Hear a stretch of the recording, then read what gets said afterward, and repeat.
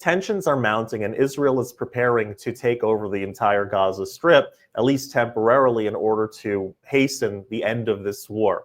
Take a look at this clip over here with Brooke Goldstein, as an entire CNN panel comes against her and is coming against Israel. She completely lets them have it. She tells them exactly what's up, what's going on, and you're not going to want to miss this clip. So let's watch this together and then talk about it. But first, hit that subscribe button over there in the corner. We'd love to stay in touch. Check this out. Frankly, the truth is Israel should have never left Gaza, because before 2005, we did not have a terrorist state. We had a booming economy. We had equality for the sexes. We didn't have gays being thrown off rooftops. But when Israel dragged every last man, woman, and child out of Gaza and exhumed the dead bodies because they knew what Hamas would do with it, we had a terror state, and that's a big mistake, and the world is yet to admit that. And the real question is, why is the world preventing Gazans from leaving Gaza? Why are they insisting that they remain as human hostages for Hamas and as civilian human shields? And the third point really is, are they refugees or are they not refugees? Because if Gazans are Palestinian refugees, then Gaza is not their home, and they should be relocated so that they are not used by Hamas as human shields.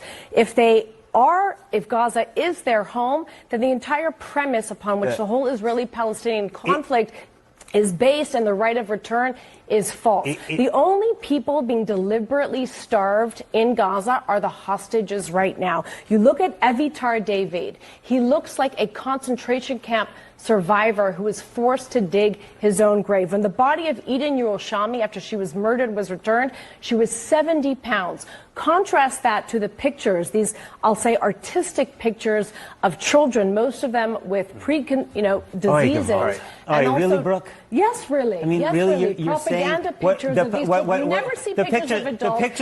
And famine is not selective, Peter. You can't have a child who's starving and then the mother is Brooke, are we really, overweight or the brother Brooke, is fully fed. Brooke, the picture of Avitar David was horrifying.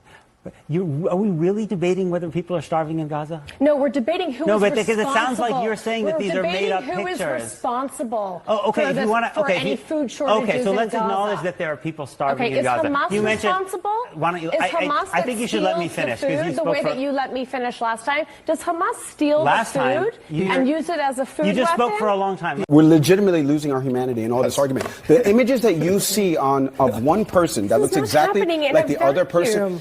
Hamas has been in power for so long. If we want it's too long peace, to have a conversation the irony is I'm Hamas. the only person at this table who's actually risked my life to advocate for Palestinian children. I spent 2 years in and out of Jenin, Ramallah, Tulkarm, and Nablus. I'm the one who interviewed Hamas firsthand. I interviewed Islamic Jihad firsthand. I sat with the Al-Aqsa Martyr Brigades, and they told me to my face that they want war. This is not about Hamas. This is about an ideology, and the ideology is radical. You don't wipe an Islam. ideology out by bombing an ideology. In their schools, in their textbooks, to revere death, to love death and not to love life. And they use that population as human shields. This is what you get, a terrorist state and a democracy fighting on an asymmetric battlefield and a completely impossible place. Because how are they supposed to defeat Hamas when there's no food shortages, but there is starvation? They destroyed Gaza and they have not defeated Hamas. All right, here's what we're going to do. Bakari Sellers, you got 10 seconds, then go to break. She's absolutely right in saying that the media purposely cherry picks pictures in order to garner worldview against Israel as being the villain in this situation, as the ones that are starving children.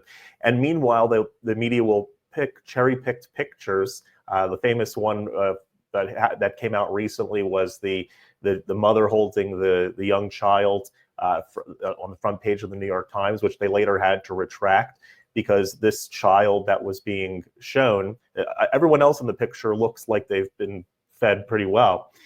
This young child suffered from a medical condition, which this child, by the way, was not only did he suffer from a medical condition that made him look in the way that he did, but he had been rescued. He had been brought out from Israel. He was in Europe receiving treatment. Israel was the one that brought him out.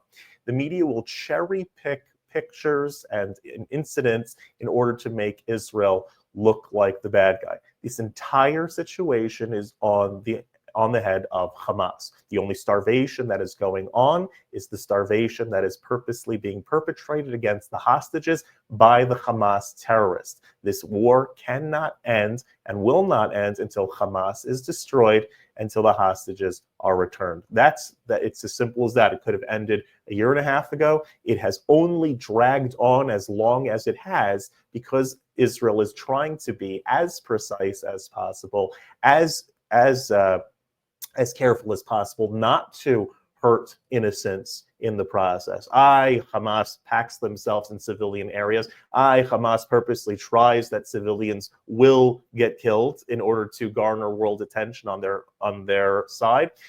But Israel is going as painstakingly precise as possible.